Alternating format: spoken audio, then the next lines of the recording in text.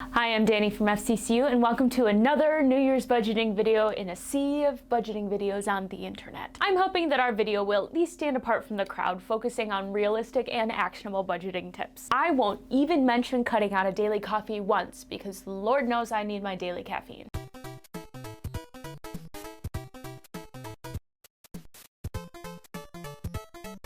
If you don't already have a budget, now is a great time to start. If you already have a budget and you really like it, then be sure to listen to these tips and then let us know if you have any extra tips in the comments. Budgeting is a very personal process, and similar to healthy eating, the most important thing about budgeting is consistency. You could cut off frivolous spending cold turkey and never spend a dime outside of your budget. And if you do, please let me know how you manage your self-control when the Culver's flavor of the day is Oreo overload. But in all seriousness, it is really hard to make real long-term changes quickly. My ultimate overarching tip in this video is to take everything at your own pace and to work towards your ideal budget and spending habits incrementally. Rome wasn't built in a day, and all good things take time. And without further ado, number one, track your spending habits so that you can have a more realistic budget. The more familiar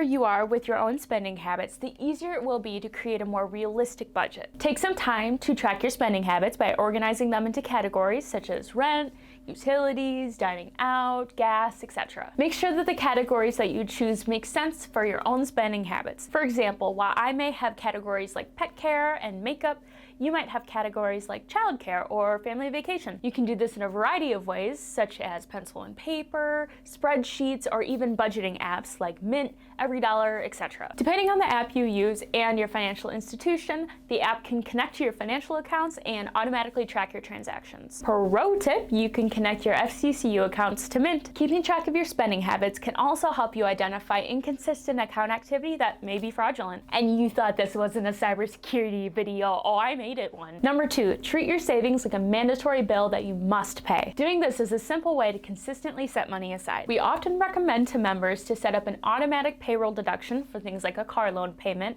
where part of the paycheck goes directly into the car loan and never even touches the checking account. This not only eliminates the need to manually transfer money to your loan, but it also eliminates the temptation and opportunity to spend it elsewhere. You can even do the same for savings. Set up an automatic payroll deduction that goes into one or more savings accounts depending on how you would like to save. One cool thing that we have at FCCU, and check to see if your financial institution offers it too, is our Change Up Savings account. Every time you swipe your debit card, the difference between your transaction and the nearest dollar will be deposited into a higher interest savings account. So for example, let's say you had $29.01 was your transaction, so then 99 cents, rounding up to $30, would be deposited into your Change Up Savings account. You can even set it up so that it adds on $1 or $2 extra too, so then you'd be saving 99 cents or $1.99 or $2.99. You can really set it up however you would like to. And number three, save to an emergency fund. Now, I hear what you're saying.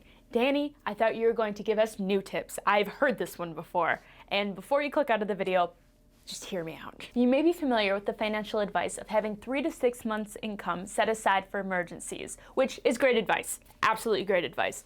But if you're anything like me, the idea of going from $0 to 3 to 6 months income in an emergency savings is absolutely daunting. Remember when I said to change your habits at your own pace? This 100% applies to emergency funds. It's better to be saving something than nothing at all, especially if you're earning interest on it. Start with a small, manageable deposit per paycheck, and then increase it over time depending on what you can afford in your budget. The hope is that eventually you'll be right on track to saving 3 to 6 months income. Setting up an automatic payroll deduction for an emergency savings is great because you won't feel the pain of watching that spending money go away if it leaves automatically, right? Number four, your emergency savings should be out of sight and out of mind. House your emergency savings in a separate account, not a separate suffix, an entirely different account number. The goal is to make spending that money as much of a hassle as possible, but still possible if you need it in a true emergency. Because I work at a credit union, I took it one step further and opened an emergency savings account at a different credit union. You don't have to go as far as I did, but I would make that decision based on your own self-control,